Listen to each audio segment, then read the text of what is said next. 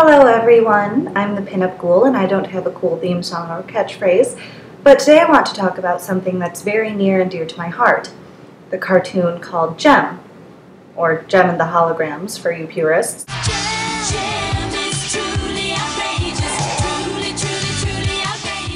Many other reviewers have also reviewed Jem and the Holograms, but not from a place of having grown up with it. And since I grew up with it, I also want to take a crack at it. What makes Jem and the Holograms so much different than other cartoons from the 80s that were aimed at girls is that unlike cartoons like My Little Pony or the Care Bears, it never saw a reboot. It exists only as nostalgia. I'm not going to look at the entire series, but I am going to look at certain episodes that really encapsulate how freaking insane this cartoon was. I'm glad that I wasn't alive for most of the 80s because it looks like it was a crazy time. Jem and the Holograms also exists in a sort of microcosm of retro girliness. If you look on Tumblr, you'll see Jem stuff popping up all over the place, and it is definitely out of love. And while it is from a place of love, it's easy to see that it's also from a place of extreme bewilderment. Jem is an absolutely crazy show, and I'm here to show everyone that too. So I'm hoping that taking a look at some episodes, scene by scene by scene, really help us understand what exactly the producers were trying to get across. I'm still not sure. I've seen the entire series several times from when I was like 5 to now, roughly 20 years later, and I'm still so very, very confused. Maybe you can take this journey with me. It should be fun. So here we go. Now, most of you are at least somewhat familiar with the plot of Jem. It's about a teenage girl who uses a holograph-generating supercomputer to front a hair pop band in order to save her father's failing music empire after his tragic death. Along with the title character Jem, the characters featured are Aja, the guitarist, and most often forgotten of the group, Shayna, who is the group's drummer as well as fashion designer and a terrible dancer, and also Kimber, who is basically Jason Bourne. I'm not kidding. And then, of course, there's the title character Jem, who has the longest legs and fluffiest hair ever put to film by a studio other than Disney. Many of you will also remember the show's quote-unquote villains, a hair metal band called the Misfits, who are kind of a new wave punk team of petty criminals who just want to make Jerrica Benton's life hell for no real reason other than they like money and fame. Also readily apparent is the tendency to break into random music videos, sort of like a proto-Glee. This cartoon was created in a time when hair metal, glam metal, most of the high-profile bands of the time were male-dominated. So to see an all-female metal hair new wave punk hybrid ensemble like the Misfits, to me, is pretty awesome. I would totally watch a show about the Misfits. They're insane. They know how to have fun as far as it pertains to, you know, harming innocent people.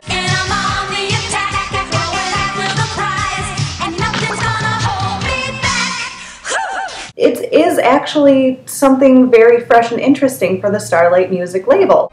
How dare you use my father's company to promote this trash? Who has ever heard of a music label having only one band signed to them? Honestly, I think it's not a terrible business move. Okay, maybe they're totally irresponsible. Harming innocent people is maybe not the image you want your brand to have. At least it's different, gets you in the news. People love controversy about celebrities. I think the Misfits are really a perfect fit, especially for the excess of the 80s time that we're dealing with. Pizzazz!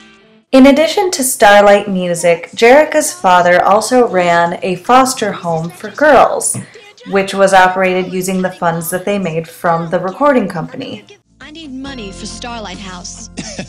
Well, this is a business, Jerrica, not a charity. You know, usually, even if you are running a charity, you can't just go into a business and ask for money to support that very large charity, such as Foster Community for Girls. There are usually some forms you have to fill out, regulations that have to be followed so you don't get busted for tax fraud. That's pretty important stuff. Maybe I'm asking too much by demanding a little bit of reality in Jem. And I know I am. Things like that just really irk me, and that's why this cartoon has become such a mind fuck for its viewers today. That and the guitar motorcycle. The transparently evil manager, Eric, stages a battle of the bands in order to make Jerrica give up her half of the company as soon as he smells trouble. Eric, darling. Get a lawyer. Seriously, get one right now. As I mentioned earlier, Jerrica's father left her a hologram-generating supercomputer named Synergy, which she can access via a pair of earrings. Oh, what beautiful earrings. And then at some point they have to drive through a wall. I'm still not sure why. Hey, I'm crazy, but I'm not that crazy. Go ahead, I have a hunch. Okay, hold on tight. It's not... Say what you will about Harry Potter and Platform 9 3/4, at least he didn't endanger the lives of other people. The Misfits arrive at the Battle of the Bands, where they have to compete against bands like the Leatherettes, the Space Cadets, and The Limp Lizard! nice. Using holograms created by Synergy, the holograms show up and, predictably, win. I understand that Synergy created the holograms in order to save Jerrica's dad's music empire. Being some kind of supercomputer-generated god machine just as unethical as signing a different band or another band. What gives? Jerrica, you're kind of a bitch.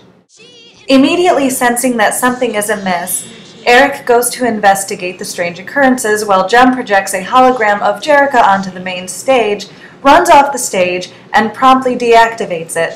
Wouldn't he notice that Jerrica was no longer standing in front of him?